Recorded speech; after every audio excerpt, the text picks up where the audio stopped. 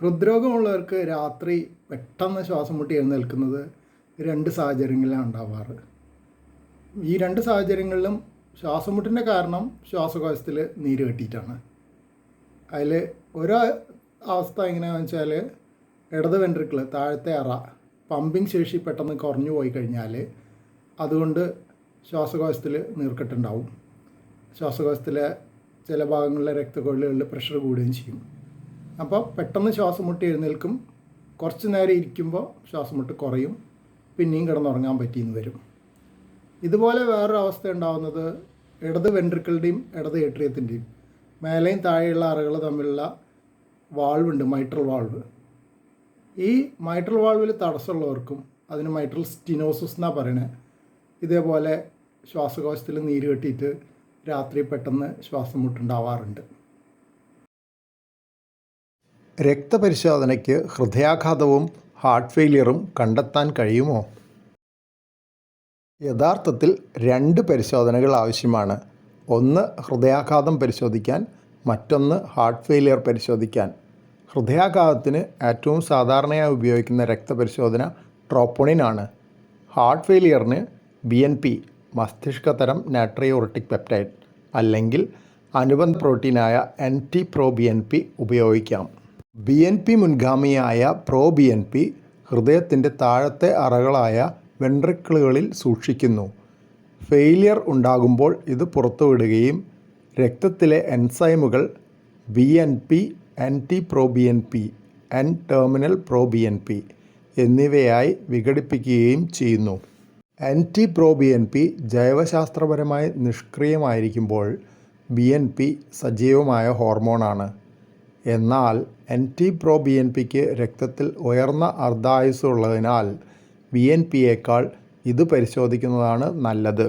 ഹൃദയാഘാതവും heart ഫെയിലിയറും പരിശോധിക്കാൻ രണ്ട് പരിശോധനകൾ ആവശ്യമാണെങ്കിലും അത്യാഹിത വിഭാഗത്തിൽ ഉപയോഗിക്കുന്നതിന് പോയിൻ്റ് ഓഫ് കെയർ മെഷീനുകൾ ഉണ്ട്. അവയിൽ രണ്ടും ഒരു രക്തസാമ്പിൾ ഉപയോഗിച്ച് പരിശോധിക്കാം. അത്യാഹിത വിഭാഗത്തിലെ രോഗികളെ പരിശോധിക്കുന്നതിന് ഏറെ സഹായകമാകുന്ന യന്ത്രം ഏകദേശം 15 മിനിറ്റിനുള്ളിൽ ഫലം നൽകുന്നു. ഉയർന്ന ട്രോപ്പോണിൻ അല്ലെങ്കിൽ NT-proBNP ഉള്ള രോഗികൾക്ക് ഉയർന്ന തലത്തിലുള്ള പരിചരണം ആവശ്യമാണ്. അവർക്ക് ഉചിതമായ പരിചരണ മേഖലയിലേക്ക് മാറ്റാവുന്നതാണ്, സാധാരണയായി cardiac intensive care unit. Troponin കൂടുതലുള്ളവർക്ക് കൊറോണറി ആൻജിയോഗ്രാഫി, ആൻജിയോപ്ലാസ്റ്റി, ഹൃദയത്തിലെ രക്തക്കൊഴലുകളിലെ ബ്ലോക്കുകൾ പരിശോധിച്ച് ആവശ്യമെങ്കിൽ അവ നീക്കം ചെയ്യുക എന്നിവയിൽ നിന്ന് പ്രയോജനം ലഭിക്കും. ശ്വാസം മുട്ടുള്ളവരിൽ ഹാർട്ട് ഫെയിലിയർ ആണോ ശ്വാസകോശ രോഗമാണോ എന്ന് വേർതിരിച്ചറിയാൻ NT-proBNP ഉപയോഗപ്രദമാണ്. ട്രോപ്പോണിൻ, NT-proBNP എന്നിവ രണ്ടും വൃക്ക തകരാറിൽ തെറ്റായി ഉയർന്നേക്കാം. എന്നാൽ ലെവലുകളുടെ സീരിയൽ വർധനവ് പരിശോധിക്കുന്നത് എപ്പോഴും ഉപയോഗപ്രദമാകും. ഹാർട്ട് ഫെയിലിയർ ഹൃദയാഘാതത്തിൻ്റെ ഒരു പ്രധാന കോംപ്ലിക്കേഷൻ ആയതിനാൽ ഹൃദയാഘാതവും ഹാർട്ട് ഫെയിലിയറും ഒരുമിച്ച് ഉണ്ടാകാം. അപ്പോൾ രണ്ട് പരിശോധനകളും ഒരേ സമയം പോസിറ്റീവ് ആയിരിക്കും. ഹാർട്ട് ഫെയിലിയറോട് കൂടിയ ഹൃദയാഘാതം ഹാർട്ട് ഫെയിലിയർ ഇല്ലാത്ത ഹൃദയാഘാതത്തേക്കാൾ അപകടകരമാണ്. എന്താണ് പൾമണറി എഡീമ? ശ്വാസകോശത്തിനുള്ളിലെ നീരാണ് പൾമണറി എഡീമ. ഇത് പ്ലൂറൽ എഫ്യൂഷനിൽ നിന്ന് വ്യത്യസ്തമാണ്. അത് ശ്വാസകോശത്തിൻ്റെ ആന്തരികവും ബാഹ്യവുമായ ആവരണങ്ങൾക്കിടയിലുള്ള നീരാണ്. പൾമണറി എഡീമയുടെ ഏറ്റവും പ്രധാനപ്പെട്ട കാരണം ഹാർട്ട് ഫെയിലിയർ ആണ്, പ്രത്യേകിച്ച് ഇടത് വെൻട്രിക്കിളിൻ്റെ. ശരീരത്തിൻ്റെ മറ്റു ഭാഗങ്ങളിലേക്ക് ഓക്സിജൻ അടങ്ങിയ രക്തം പമ്പ് ചെയ്യുന്ന ഹൃദയത്തിൻ്റെ താഴത്തെ അറയാണ് ലെഫ്റ്റ് വെൻട്രിക്കിൾ. വൃക്ക തകരാറ് മൂലമെന്ന പോലെ ശരീരത്തിൽ നീര് അധികമാകുമ്പോഴും പൾമണറി എഡീമ ഉണ്ടാകാം. പൾമണറി എഡീമയുടെ മറ്റു കാരണങ്ങൾ മൈട്രൽ വാൾവിലെ തടസ്സം, ശ്വാസകോശത്തിൽ നിന്ന് ഇടത് ഏട്രിയത്തിലേക്ക് ഓക്സിജൻ അടങ്ങിയ രക്തം ഒഴുകി വരുന്ന രക്തക്കൊഴലുകളിലെ തടസ്സം, ശ്വാസകോശത്തിലെ ചെറിയ രക്തക്കൊഴലുകളുടെ ലീക്ക് എന്നിവയാണ്. പൾമണറി എഡീമയുടെ ലക്ഷണങ്ങൾ എന്തൊക്കെയാണ്? പെട്ടെന്നുള്ള ശ്വാസതടസ്സം പൾമണറി എഡീമയുടെ ഏറ്റവും പ്രധാനപ്പെട്ട ലക്ഷണമാണ്. പൾമണറി എഡീമയുടെ മറ്റൊരു ലക്ഷണമാണ് പിങ്ക് നുരയുള്ള കഫത്തോടു കൂടിയ ചുമ. ശ്വാസകോശത്തിൻ്റെ മോശം പ്രവർത്തനം കാരണം രക്തത്തിലെ ഓക്സിജൻ്റെ അളവ് അതിവേഗം കുറയുന്നു. ജീവൻ അപകടപ്പെടുത്തുന്ന ഗുരുതരമായ അവസ്ഥയാണിത്. ഉടനടി ആശുപത്രിയിൽ പ്രവേശിക്കലും ചികിത്സയും ജീവൻ രക്ഷിക്കാൻ ആവശ്യമാണ്. രക്തത്തിലെ ഓക്സിജൻ്റെ അളവ് കുറവായതിനാൽ ഓക്സിജൻ നൽകാറുണ്ട്. സിരകളിലൂടെ നൽകുന്ന വേഗത്തിൽ പ്രവർത്തിക്കുന്ന മരുന്നുകൾ ആവശ്യമാണ്. കഠിനമായ കേസുകളിൽ വെന്റിലേറ്ററിൻ്റെ സഹായം ആവശ്യമായി വന്നേക്കാം. പൾമണറി എഡിമയുടെ കാരണം കണ്ടെത്തി പരിഹരിക്കേണ്ടതുണ്ട്. പദപരിചയം. ഇടത് വെൻട്രിക്കിൾ ശരീരത്തിലേക്ക് ഓക്സിജൻ അടങ്ങിയ രക്തം പമ്പ് ചെയ്യുന്ന ഹൃദയത്തിൻ്റെ താഴത്തെ ഇടത് അറ. ഇടത് ഏട്രിയം ശ്വാസകോശത്തിൽ നിന്ന് ഓക്സിജൻ അടങ്ങിയ രക്തം സ്വീകരിക്കുന്ന ഹൃദയത്തിൻ്റെ ഇടത് മുകളിലെ അറ. മൈട്രൽ വാൾവ് ഇടത് ഏട്രിയത്തിനും ഇടത് വെൻട്രിക്കിളിനും ഇടയിലുള്ള വാൾവ്. ശ്വാസകോശ സിരകൾ ശ്വാസകോശത്തിൽ നിന്ന് ഇടത് ഏട്രിയത്തിലേക്ക് ഓക്സിജൻ അടങ്ങിയ രക്തം ഒഴുകുന്ന രക്തക്കൊഴലുകൾ. മദ്യപാനം ഹൃദയത്തിൽ ചെലുത്തുന്ന സ്വാധീനം അക്കാദമിക് സമ്മേളനങ്ങളിൽ പലപ്പോഴും ചർച്ച ചെയ്യപ്പെടുന്ന വിഷയമാണ്. തീർച്ചയായും അനുകൂലികളും എതിരാളികളുമുണ്ട്. എന്തായാലും വലിയ അളവിൽ മദ്യം ഹൃദയത്തിനും ശരീരത്തിൻ്റെ മറ്റ് ഭാഗങ്ങൾക്കും ദോഷകരമാണെന്ന് എല്ലാവരും സമ്മതിക്കുന്നു. രക്തസമ്മർദ്ദത്തിൽ മദ്യത്തിൻ്റെ പ്രഭാവം ഒരു യു കർവ് ആണ്. അത് ആദ്യം കുറയുകയും പിന്നീട് ഉയരുകയും ചെയ്യുന്നു. മദ്യം കഴിക്കുമ്പോൾ ഹൃദയമിടിപ്പ് സാധാരണയായി വർദ്ധിക്കുന്നു.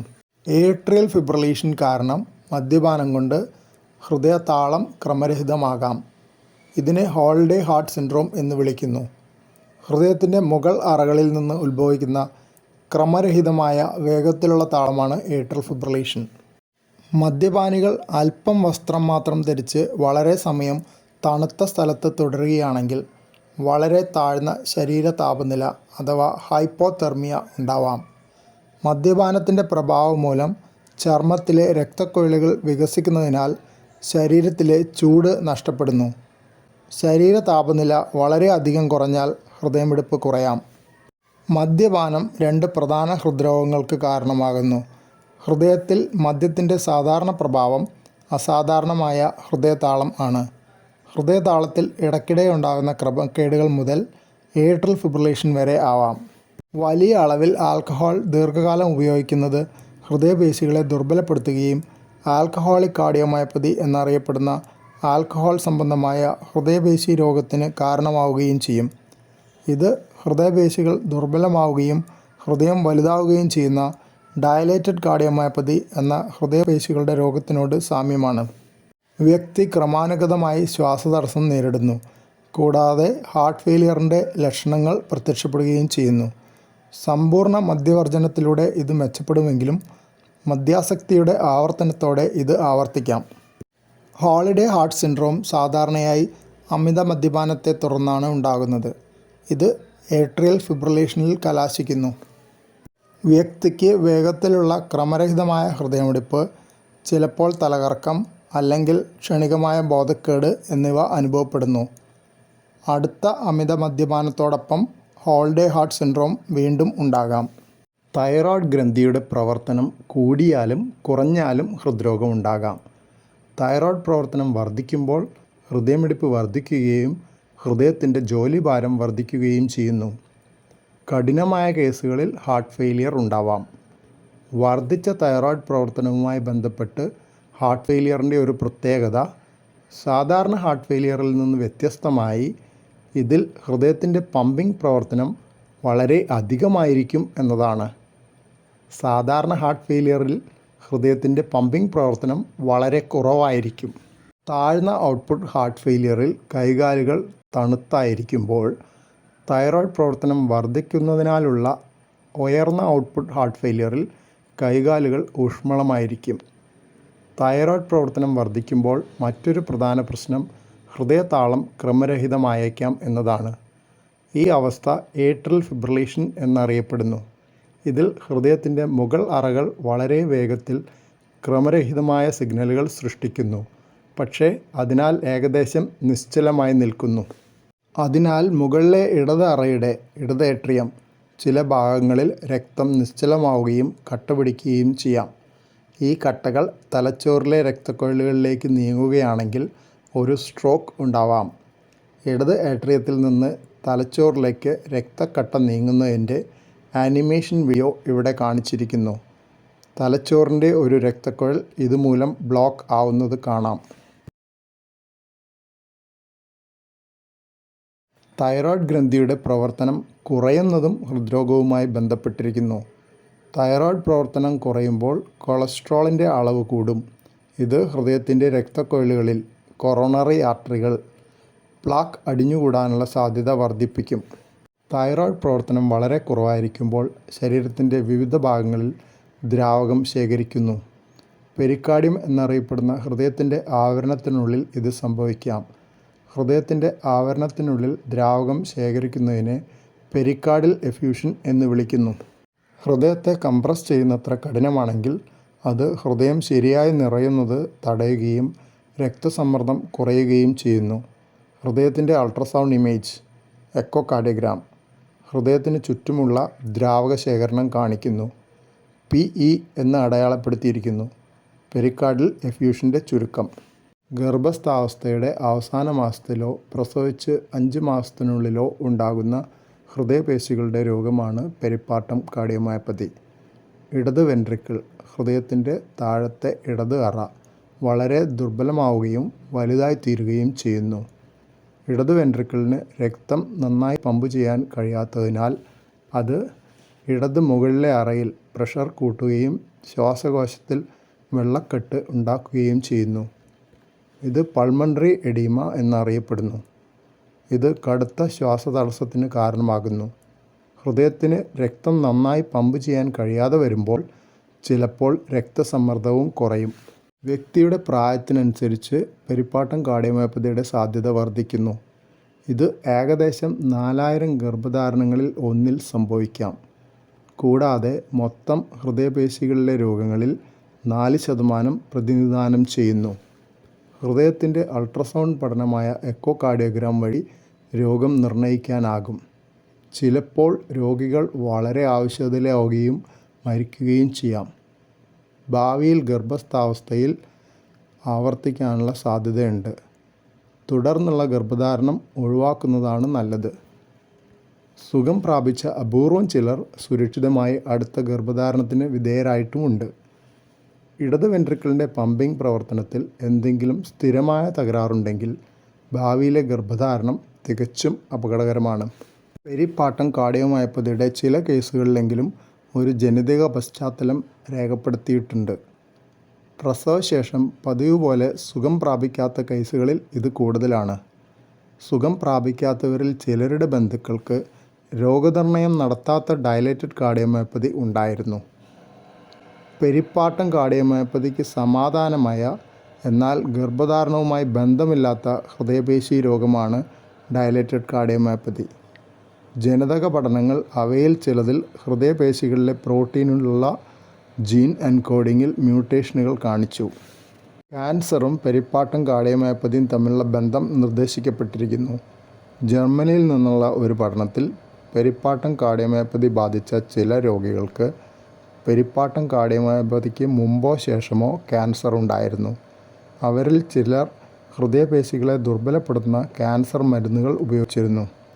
പെരിപ്പാർട്ടം കാർഡിയോമയോപ്പതിയിൽ നിന്നുള്ള സുഖം പ്രാപിക്കൽ നിരക്ക് ക്യാൻസർ ഇല്ലാത്തവരേക്കാൾ ക്യാൻസർ ബാധിച്ചവരിൽ കുറവാണെന്ന് ശ്രദ്ധിക്കപ്പെട്ടു. ഇത് ജനിതക ഘടകങ്ങൾ മൂലമാകാമെന്ന് പഠനരചയിതാക്കൾ അഭിപ്രായപ്പെടുന്നു. ക്യാൻസർ ബാധിച്ചവരിൽ ഗർഭസ്ഥാവസ്ഥയിൽ ഹാർട്ട് ഫെയിലിയർ ഉണ്ടോ എന്ന് പരിശോധിക്കാനും പെരിപ്പാർട്ടം കാർഡിയോമയോപ്പതി ഉള്ളവരിൽ ക്യാൻസർ പരിശോധിക്കാനും അവർ നിർദ്ദേശിച്ചു. എന്താണ് ബ്രോക്കൺ ഹാർട്ട് സിൻഡ്രോം? അടുത്ത ബന്ധുവിനെ പോലെ ഒരാളുടെ മരണം പോലെയുള്ള ഒരു ഞെട്ടിക്കുന്ന വാർത്ത കേൾക്കുമ്പോൾ സ്ട്രെസ് ഹോർമോണുകൾ നിങ്ങളുടെ രക്തത്തിലേക്ക് ഒഴുകും. ഇത് ഹൃദയമിടിപ്പിലും രക്തസമ്മർദ്ദത്തിലും പെട്ടെന്നുള്ള വർധനവ് കാരണമാകുന്നു. പ്രധാന ഹോർമോൺ അഡ്രിനാലിനാണ്. ഇത് സിമ്പതറ്റിക് നാഡീവ്യവസ്ഥയുടെ ഉത്തേജനം വഴി അഡ്രീനൽ ഗ്രന്ഥിയിൽ നിന്ന് പുറത്തു വരുന്നു. അഡ്രിനാലിൻ അളവ് അതിവേഗം കുതിച്ചു വരുന്നത് ഹൃദയപേശികൾക്ക് കേടുപാടുകൾ വരുത്തുമെന്ന് കരുതപ്പെടുന്നു. ഇത് ഹൃദയാഘാതത്തെ അനുകരിക്കുന്ന ECG മാറ്റങ്ങൾ ഉണ്ടാക്കുന്നു. അവരിൽ പലരും ഹാർട്ട് ഫെയിലിയറിലേക്ക് പോവുകയും തീവ്രപരിചരണ വിഭാഗത്തിൽ പ്രവേശിപ്പിക്കപ്പെടുകയും ചെയ്യുന്നു. ഹൃദയത്തിന് രക്തം വിതരണം ചെയ്യുന്ന രക്തക്കുഴലുകളുടെ തടസ്സം മൂലമുണ്ടാകുന്ന ഹാർട്ട് അറ്റാക്ക് പോലെയല്ല ബ്രോക്കൺ ഹാർട്ട് സിൻഡ്രോമിൽ ധമനികളിൽ തടസ്സമില്ല. മിക്കവരും ചികിത്സയിലൂടെ ഹാർട്ട് ഫെയിലിയറിൽ നിന്ന് കരകയറുന്നു. ചിലപ്പോൾ ഹൃദയത്തിൻ്റെ രക്തക്കുഴലുകളുടെ എക്സ്റേ ഇമേജിംഗ് ആയ കൊറോണറി ആൻജിയോഗ്രാം ചെയ്തേക്കാം. ECG മാറ്റങ്ങൾ ഹൃദയാഘാതത്തെ അനുകരിക്കുന്നതിനാൽ ധമനികളിലെ ബ്ലോക്കുകൾ ഇല്ലെന്ന് ഉറപ്പുവരുത്താൻ. മാത്രമല്ല, ഹൃദയാഘാതത്തിന് സാധ്യതയുള്ള പ്രായമായ സ്ത്രീകളിലാണ് ബ്രോക്കൺ ഹാർട്ട് സിൻഡ്രോം പലപ്പോഴും ഉണ്ടാകാറുള്ളത്.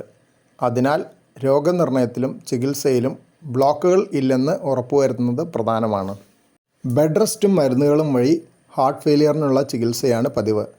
അപൂർവമായി സംഭവിക്കാവുന്ന കാർഡിയാക് എറിത്മിയ എന്നറിയപ്പെടുന്ന അസാധാരണമായ ഹൃദയതാളം ഉണ്ടോ എന്ന് നോക്കാൻ ആദ്യ കുറച്ച് ദിവസങ്ങൾ തീവ്രപരിചരണ വിഭാഗത്തിലായിരിക്കാം.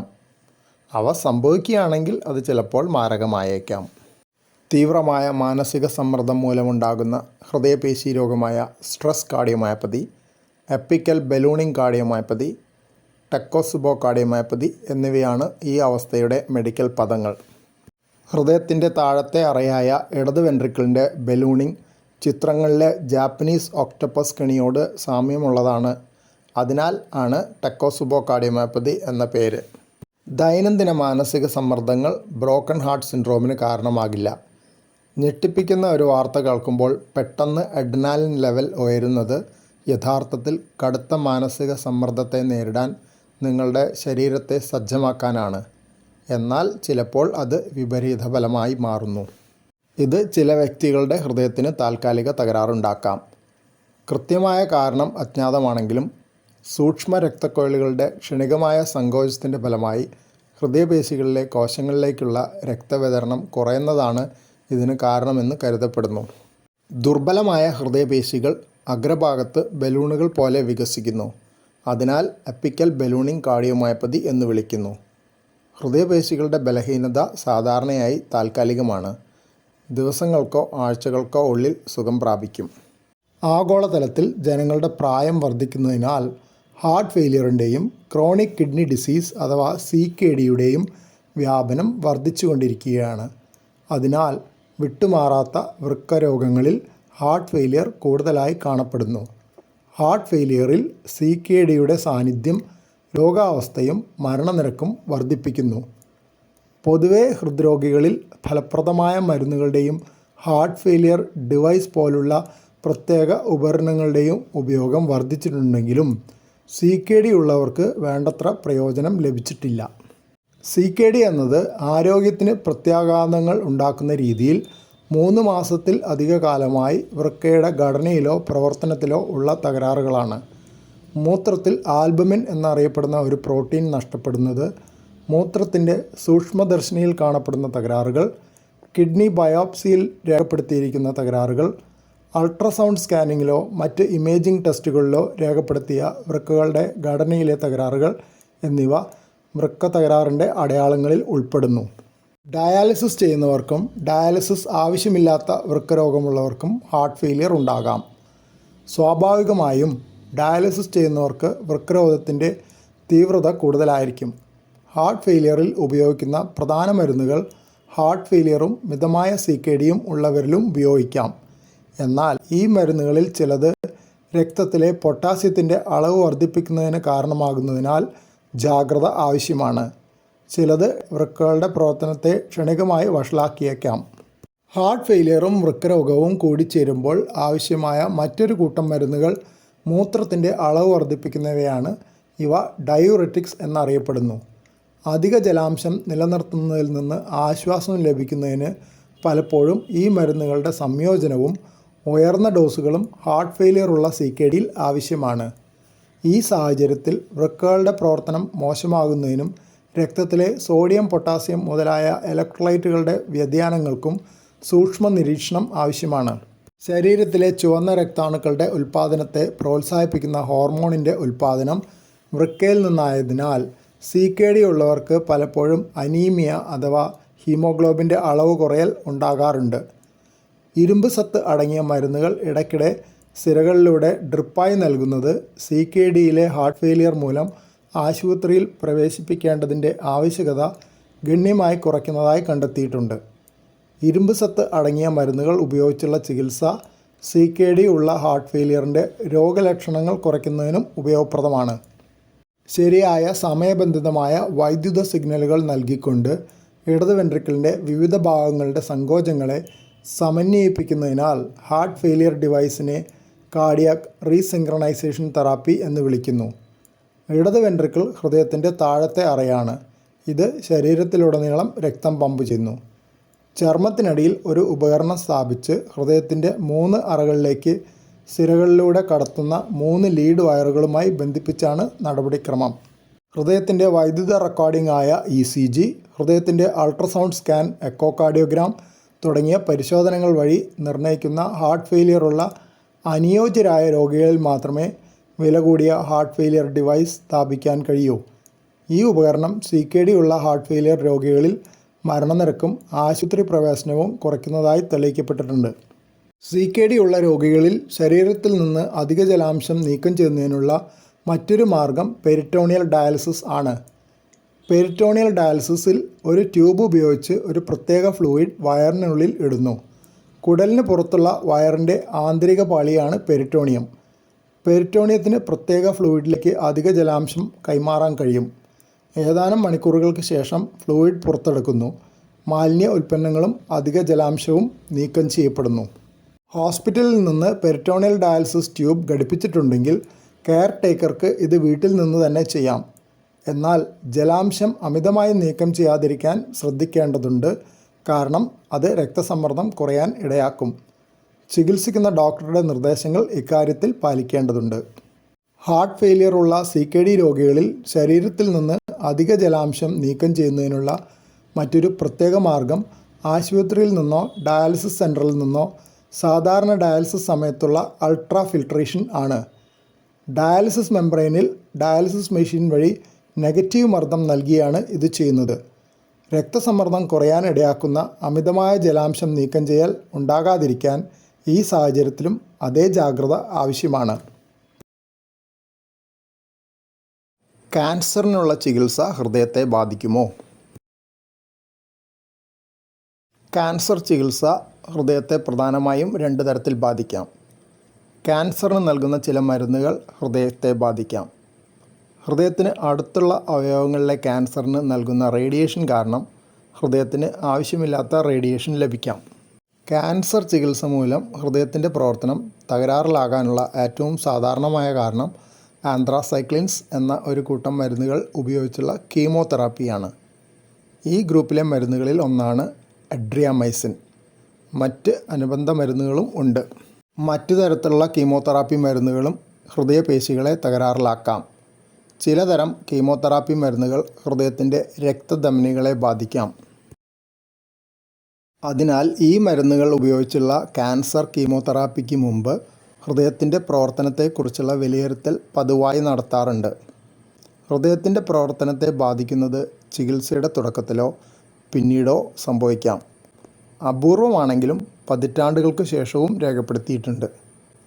മിക്കപ്പോഴും ഇത് മരുന്നുകളുടെ ഡോസുമായി ഒരു പരിധിവരെ ബന്ധപ്പെട്ടിരിക്കുന്നു. മൊത്തം ഡോസ് വർദ്ധിക്കുന്നതിനനുസരിച്ച് സാധ്യത വർദ്ധിക്കുന്നു. ഹൃദയപേശികളിൽ റേഡിയേഷൻ്റെ സ്വാധീനം റെസ്ട്രിക്റ്റീവ് കാർഡിയോമയോപ്പതി എന്നറിയപ്പെടുന്ന ഹൃദയപേശികളുടെ രോഗത്തിന് കാരണമാകാം. ചിലപ്പോൾ ഹൃദയത്തിൻ്റെ ആവരണത്തെ ബാധിച്ച് കൺസ്ട്രിക്റ്റീവ് പെരിക്കാർഡൈറ്റിസ് എന്നറിയപ്പെടുന്ന അവസ്ഥയ്ക്ക് കാരണമാകും. കൂടാതെ വികിരണം മൂലം ഹൃദയത്തിൻ്റെ രക്തധമനികൾക്കും ചിലപ്പോൾ ഹൃദയത്തിനുള്ളിലെ വാൾവുകൾക്കും കേടുപാടുകൾ സംഭവിക്കാം. ഹൃദയത്തിൻ്റെ വലത് ഭാഗത്തുള്ളതിനേക്കാൾ ഇടത് ഭാഗത്തുള്ള ഹൃദയവാൾവുകൾ പലപ്പോഴും കൂടുതലായി ബാധിക്കപ്പെടുന്നു.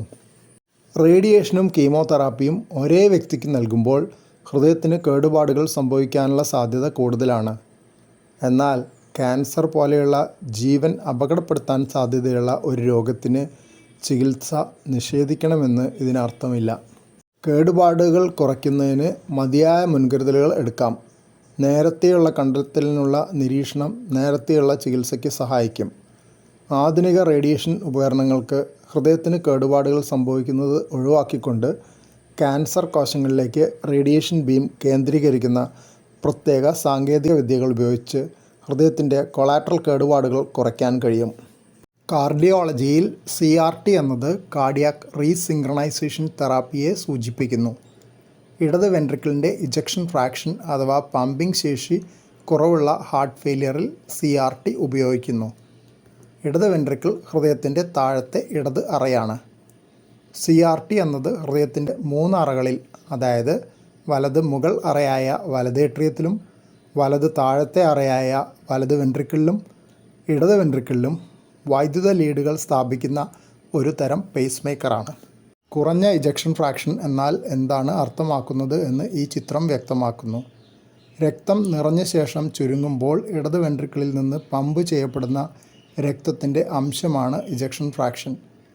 ലെഫ്റ്റ് വെൻട്രിക്കിൾ വികസിക്കുന്ന സമയത്തെ ഡയസ്റ്റോൾ എന്ന് വിളിക്കുന്നു. ആ സമയത്ത് വെൻട്രിക്കിൾ നിറയുന്നു. സങ്കോചത്തെ സിസ്റ്റോൾ എന്ന് വിളിക്കുന്നു. സാധാരണ ഇജക്ഷൻ ഫ്രാക്ഷൻ 60 മുതൽ 70% വരെയാണ്. ഇത് 40% താഴെയായി കുറയുമ്പോൾ അത് ഇജക്ഷൻ ഫ്രാക്ഷൻ കുറവുള്ള ഹാർട്ട് ഫെയിലിയർ എന്ന് അറിയപ്പെടുന്നു. ഇജക്ഷൻ ഫ്രാക്ഷൻ കുറവുള്ള ചില വ്യക്തികളിൽ ഇടത് വെൻട്രിക്കിളിൻ്റെ വിവിധ ഭാഗങ്ങളുടെ സങ്കോചം തമ്മിലുള്ള സമന്വയം നഷ്ടപ്പെടുന്നു. അങ്ങനെ സങ്കോച പരിശ്രമത്തിൻ്റെ ഒരു ഭാഗം പാഴാകുന്നു. ഇതിനെ ഡിസ്സിങ്ക്രണി എന്ന് പറയുന്നു. ഹൃദയത്തിൻ്റെ വൈദ്യുത റെക്കോർഡിംഗായ ECGയിൽ നിന്ന് ഇത് അനുമാനിക്കാം. ഡിസ്സിങ്ക്രണി ഉള്ളവരിൽ ഇടത് ബണ്ടിൽ ബ്രാഞ്ച് ബ്ലോക്ക് പാറ്റേണുള്ള വീതി കൂടിയ QRS കോംപ്ലക്സ് ECG കാണിക്കും. QRS കോംപ്ലക്സ് ഹൃദയത്തിൻ്റെ താഴത്തെ അറകളുടെ വൈദ്യുത പ്രവർത്തനത്തെ സൂചിപ്പിക്കുന്നു. ഇടത് വെൻട്രിക്കിളിലേക്ക് സിഗ്നലുകൾ നൽകുന്ന ഹൃദയത്തിൻ്റെ വൈദ്യുത ചാലക സംവിധാനത്തിൻ്റെ ഭാഗമാണ് ഇടത് ബണ്ടിൽ ബ്രാഞ്ച്. ഹൃദയത്തിൻ്റെ വിവിധ ഭാഗങ്ങളുടെ സങ്കോചങ്ങളുടെ സമന്വയം ഉണ്ടാക്കുന്നതിന് പേസ് മേക്കർ നൽകുന്ന വൈദ്യുത സിഗ്നലുകളുടെ സമയം ക്രമീകരിച്ചിരിക്കുന്നു. വലത് ഏട്രിയത്തിന് ആദ്യം സിഗ്നൽ നൽകുന്നു. ചെറിയ കാലതാമസത്തിന് ശേഷം വെൻട്രിക്കിളുകൾക്കും. പമ്പിംഗ് പ്രവർത്തനം മെച്ചപ്പെടുത്തുന്നതിനായി ഇടത് വെൻട്രിക്കിൾ സമന്വയിപ്പിച്ച രീതിയിൽ ചുരുങ്ങുന്ന വിധത്തിൽ ഇടത് വലത് വെൻട്രിക്കിളുകളുടെ പേസിംഗ് സമയം ക്രമീകരിക്കുന്നു. പേര് സൂചിപ്പിക്കുന്നത് പോലെ ഇടത് വെൻട്രിക്കുലാർ സങ്കോചത്തിൻ്റെ സമന്വയം നഷ്ടപ്പെട്ട ഹാർട്ട് ഫെയിലിയർ ഉള്ള രോഗികളിൽ CRT സ്ഥാപിക്കുന്നു. CRT മാത്രമായുള്ളതിനെ ഇപ്പോൾ CRT-P അഥവാ പേസിംഗ് മാത്രമുള്ള CRT ആയി പുനർനിർവചിച്ചിരിക്കുന്നു. കാരണം CRT-D എന്നറിയപ്പെടുന്ന മറ്റൊരു ഉപകരണമുണ്ട്. അതിൽ CRT ഒരു ICDയുമായി സംയോജിപ്പിച്ചിരിക്കുന്നു. ഇംപ്ലാന്റ് ചെയ്യാവുന്ന കാർഡിയോവർട്ടർ ഡിഫിബ്രിലേറ്ററിൻ്റെ ഹ്രസ്വരൂപമാണ് ICD. ജീവന് ഭീഷണിയാകുന്ന ഹൃദയതാള തകരാറുകൾ ഉണ്ടാകുമ്പോൾ ഷോക്ക് നൽകി ഹൃദയത്തെ സാധാരണ പ്രവർത്തനത്തിലേക്ക് തിരികെ കൊണ്ടുവരാൻ ഇത് ഉപയോഗിക്കുന്നു. ഈ എക്സ്റേ ഹൃദയത്തിനുള്ളിൽ ഹൈ വോൾട്ടേജ് ഷോക്ക് കോയിലുകളുള്ള ഒരു ICD കാണിക്കുന്നു. CRT-Dയിൽ CRT-Pയുടെ പേസിംഗ് ലീഡുകൾക്കൊപ്പം കട്ടിയുള്ള ഹൈ വോൾട്ടേജ് ഷോക്കിംഗ് കോയിലുകളുള്ള ലീഡുകൾ ഉൾപ്പെടുത്തിയിട്ടുണ്ട്. CRT-Dക്ക് ബാറ്ററി കപ്പാസിറ്റി കൂടുതലായിരിക്കണം. കാരണം ഷോക്കുകൾക്ക് വലിയ അളവിൽ വൈദ്യുതോർജ്ജം ആവശ്യമാണ്. സ്വാഭാവികമായും CRT-D ബാറ്ററിയുടെ ആയുസ് CRT-Pയേക്കാൾ കുറവാണ്. മാത്രമല്ല CRT-D ഹൃദയത്തിനുള്ളിൽ നൽകുന്ന ഷോക്കുകൾക്ക് സ്വല്പം വേദനയും ഉണ്ടാകും. എന്നിരുന്നാലും പ്രധാന ഹൃദയതാള തകരാറുള്ളപ്പോൾ ജീവൻ രക്ഷിക്കാൻ അത്യാവശ്യമാണ്. ജീവൻ അപകടപ്പെടുത്തുന്ന ഹൃദയതാള തകരാറുകൾക്ക് ഉയർന്ന അപകട സാധ്യതയുള്ള ചില ഹാർട്ട് ഫെയിലിയർ രോഗികൾക്ക് CRT-D ആവശ്യമാണ്.